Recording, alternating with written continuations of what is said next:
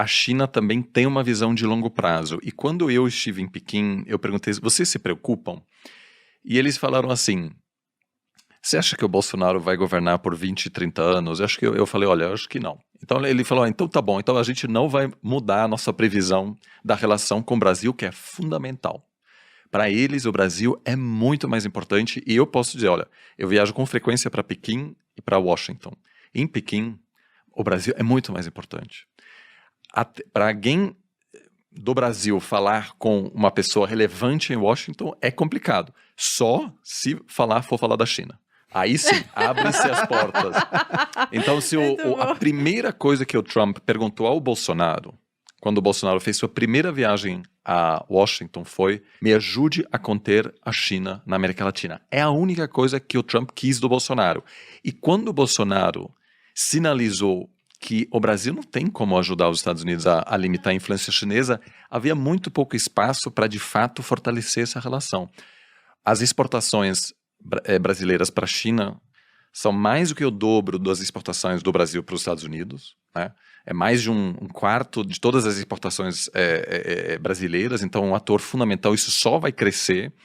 E aquele plano inicial de substituir a China e novamente ter os Estados Unidos como principal parceiro comercial é inviável, porque os Estados Unidos competem com o Brasil para ter acesso ao mercado chinês, né? Os Estados Unidos também produz soja e nenhum presidente americano vai permitir que a soja brasileira entre no mercado americano, porque lá também há produtores de soja. Agora, eu queria só fazer um comentário sobre como investidores devem pensar sobre o cenário atual. Eu acho que há algumas questões que a gente pode levar em consideração que nos ajudam, que podem ajudar o investidor a evitar surpresas ruins. O primeiro o governo chinês não gosta de estrelas fora do governo chinês. A grande estrela é Xi Jinping. Então, Jack Ma e outros se projetando demais já é um problema. Então, quando eu estou fazendo grandes investimentos e eu estou vendo o CEO da empresa aparecendo por toda parte, o governo continua sendo um governo autoritário. Não gostam de influencers. Não gosta de influencers que vão longe demais. Então, agora, nas últimas entrevistas, a gente poder, sempre né? acompanha... Eles sabem que isso porque se você tem o pesadelo de um governo chinês seria alguém como Mark Zuckerberg, que tem uma capacidade de pautar agenda que o governo não controla. Amanhã o Facebook faz alguma coisa, o governo americano pode até chamar para Washington para, né, dar uma conversada e tal. Na China, isso não pode. Então, quando o Jack Ma desapareceu por um tempo, ele não foi preso, nada disso. Talvez tenham sido férias. Mas foi para, olha... No spa, né? Ele ficou um pouco mais magro e tal.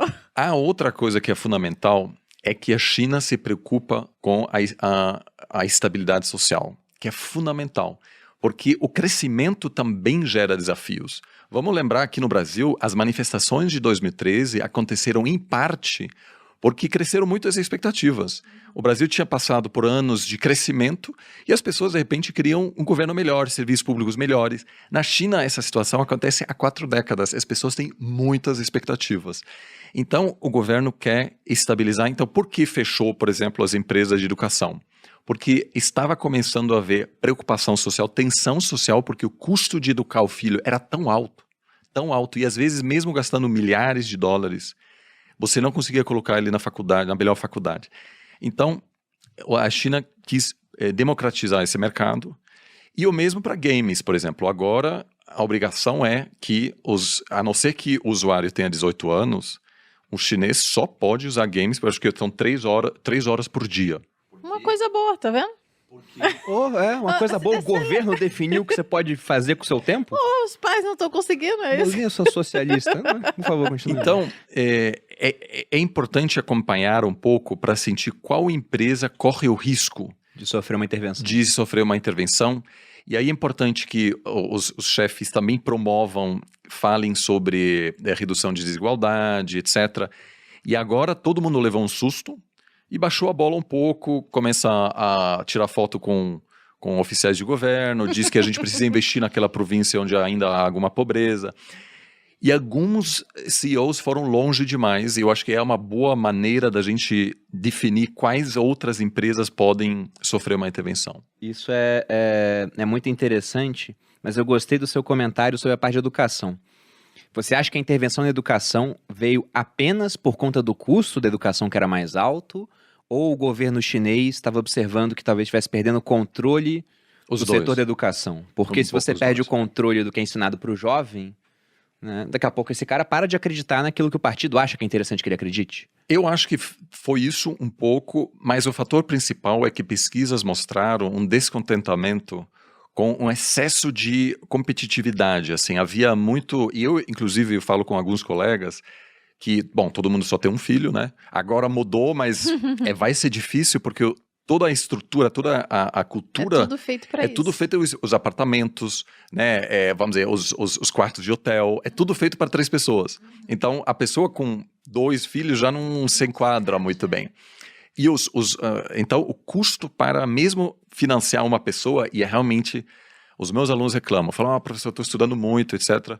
Quando eu ouço, né, do pessoal na China, não tem um final de semana livre durante toda a graduação, é uma relação louca porque precisam entrar nas melhores empresas que são processos seletivos extremamente competitivos e aí eles recebem esse apoio durante todo né, a escola secundária também. Isso tem gerado muito descontentamento, então acho que foi acima de tudo uma tentativa de baixar um pouco né, de endereçar esse problema que começou, sobretudo nos centros urbanos, gerar alguma tensão social.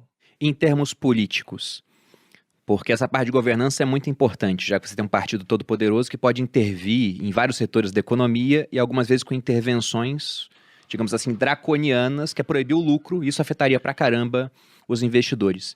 Você enxerga que a China vai passar por mudanças no sentido de se abrir mais, manter como está, ou vai se tornar uma economia, ou um sistema até menos transparente e mais fechado? Bom, por um lado temos, eu concordo plenamente, uma tentativa de enfatizar mais o consumo interno.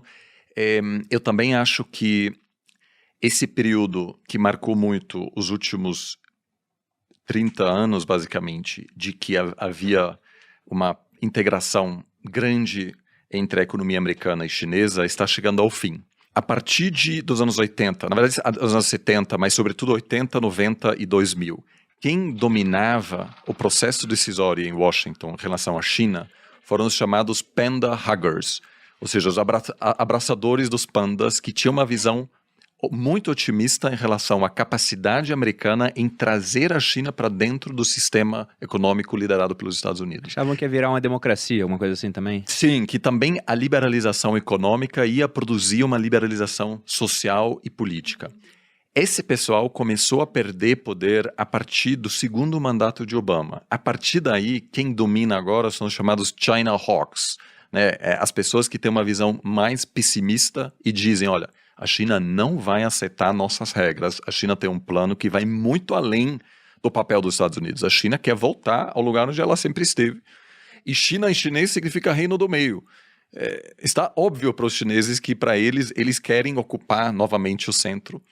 E que aos poucos agora os panderhuggers estão todos marginalizados e quem domina são pessoas que dizem a gente precisa conter a China, a gente precisa destruir a Huawei, o que os Estados Unidos estão tentando fazer e pode ainda dar certo. A Huawei, fornecedora de peças fundamentais para a construção de 5G, está com problemas graves.